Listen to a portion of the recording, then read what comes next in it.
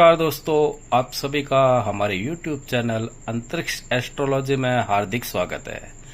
नवमांश chart अर्थात D9 क्या है? नवमांश चार्ट क्यों कहते हैं इसे नवमांश?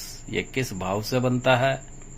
इससे किसको क्या फायदा होता है या कब कैसे शुभ फल देता है?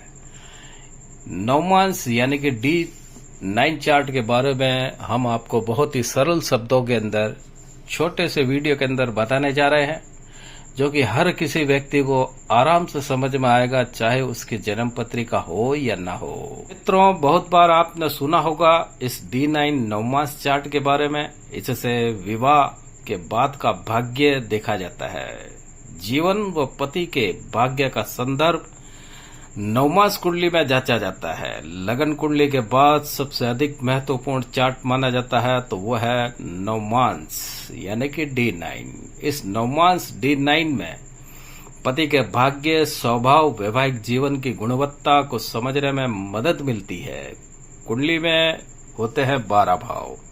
नवा भाव कहलाता है भाग्य का भाव। नवम भाव के कारक होते हैं गुरु, ये अवश्य ध्यान रखिएगा। इसी नवम भाव से बनता है नवमांश, अर्थात पत्नी के भाग्य से पति को क्या मिलेगा। जन्म कुंडली के अंदर आप सभी जानते हैं 12 भाव होते हैं। 12 में से 9 भाव जो होते हैं वो ये समझ ले कि 75% भाव होते हैं। तो पति का भाग्य विवाह के बाद 75% जो है भाग्य कितना बलवान होगा, ये इस नवमांश कुंडली से देखा जाता है। अब सभी का तो भाग्य बलवान होता नहीं है विवाह के बाद में। ऐसा क्यों? ऐसा इसलिए होता है मित्रों, यदि पत्नी का गुरु ही कमजोर है, असहाय स्थिति में है, तो पति का भाग्य प्रबल कभी नहीं होगा। इसलिए कहते हैं स्त्री की कुंडली में गुरु का प्रबल होना अति आवश्यक होना चाहिए। तो पति के जीवन में तरक्की होती है और पत्नी भी पति के जीवन में तरक्की के लिए, पत्नी जो है तरक्की के लिए गुरुवार का व्रत करती है। और जब पत्नी गुरुवार का व्रत करती है, आध्यात्मिक प्रवृत्ति की होती है, तो घर में अपने आप सुख समृद्धि में वृद्धि होने लगती है। अब पत्नी तो अपना पत्नी धर्म निभा रही है, किंतु पति यदि व्यभिचार है, पत्नी से मारपीट करे, पति से प्रेम प्यार का रिश्ता ही न रखे, तो मरते दम तक मर जाओगे, जीवन में तरक्की नहीं कर पाओगे। इसलिए हर पति को चाहिए कि अपने भाग्य को जागृत करने के लिए, बलवान करने के लिए पत्नी का मान सम्मान करे और यह समझ लीजिए कि नवमांश कुंडली को मजबूत करेगा।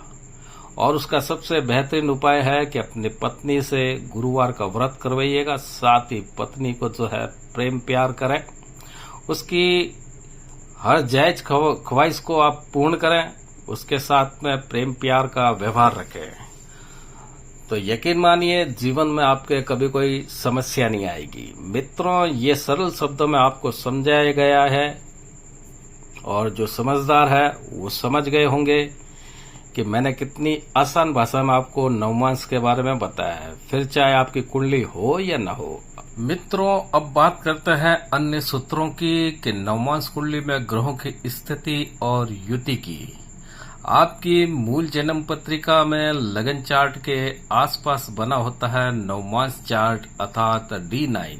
नवमांश कुंडली में सप्तम भाव व सप्तमेश का विश्लेषण करके विवाह की संभावना, जीवन साथी का स्वभाव व वैवाहिक गुणवत्ता का पैमाना ज्ञात किया जाता है। नवमांश कुंडली के लगन भाव का स्वामी यानी कि मूल जन्म कुंडली के सप्तम भाव या नवम भाव में शुभ स्थिति में हो तो ये स्थिति पति के लिए भाग्यशाली होती है। यदि कोई भी ग्रह लगन कुंडली व नवमांश कुंडली यानी कि दोनों चार्टों के अंदर, यानी कि लगन कुंडली और नवमांश कुंडली दोनों चार्ट के अंदर कोई भी एक ऐसा ग्रह हो जो दोनों चार्ट के अंदर एक ही राशि में स्थित हो, तो इसे वर्गोत्तम ग्रह कहते हैं। यह स्थिति उस ग्रह के प्रभाव को बढ़ा देती है व शुभ फल प्रदान करती है। नवमांश कुंडली के सप्तम भाव व इसके स्वामी की स्थिति पति के वैवाहिक जीवन और भाग्य को अत्यधिक प्रभावित करती है। यदि यह भाव सकारात्मक हो तो पति का अच्छा जीवन साथी व सुखद वैवाहिक जीवन आनंद प्राप्त करता है, इसमें कोई शक नहीं है।